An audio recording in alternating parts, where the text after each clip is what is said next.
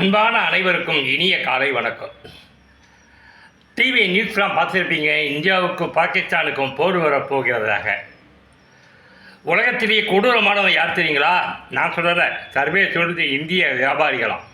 குறிப்பாக தமிழ்நாட்டு வியாபாரிங்க, வட மாநிலத்து வியாபாரிங்க தாண்டி ஆந்திரா சரௌண்டிங் சைடில் கொடூரமான வியாபாரிகளாம்.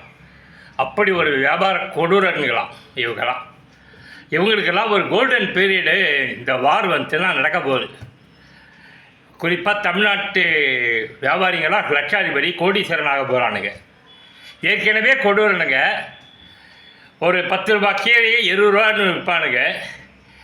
இவனுங்க கேட்கவா வேணாம், வார சொல்லி அடிக்க போகிறானுங்கன்ட்டு. இந்த வீடியோ இந்த கொடூரமான வியாபாரிகளுக்கு முன்னாடி நீ விலை போயிடாத. எல்லா பாமர மக்களுக்கும் நான் கொடுக்குற வேண்டுதல் தான். இந்த அரக்கத்தனமான வியாபாரிகள்கிட்ட இந்த போரை யூஸ் பண்ணி இப்போ விலைவாசி ஏற்ற போகிறாங்க பாருங்கள். அனுபவத்தை உணர்வீங்க நீங்களாம். அவங்கக்கிட்ட ஏமாந்துடாத, தட்டி கேடு, உரிமையோடு கேடு. என்னடா விளையாடுற, 1 கிலோ தோரம்பருப்பு 150 ரூபா விற்றுதுன்னா 300 ரூபாங்கிற அப்படின்னு சொல்லிட்டு சொல்லு. நான் பார்த்த வரைக்கும் நேர்மையான வியாபார கடைகளை பார்த்ததே இல்லை. குறிப்பாக ஹோட்டலில் கொள்ளடிக்க போகிறாங்க பாருங்கள்.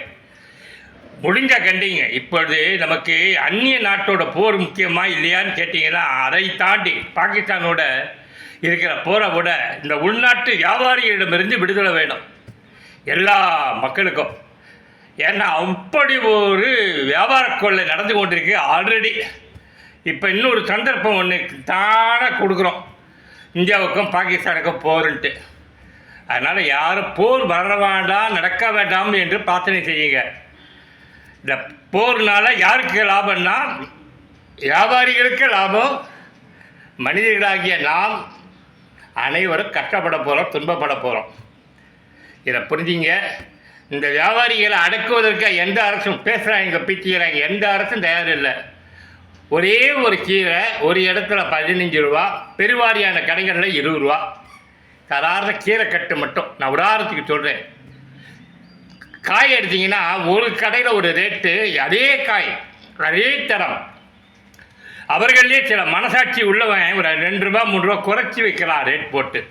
ஒரு வேளை போட்டிக்கு வைக்கிறான்னா தெரியாது எனக்கு. எவ்வளோ வித்தியாசம் பாருங்க. காமெடி என்னென்னா, இந்த கடைக்கும் அந்த கடைக்கும் ஜாஸ்தி தூரம் இல்லை. மிஞ்சி போனால் 10 கடை தான் வித்தியாசம்.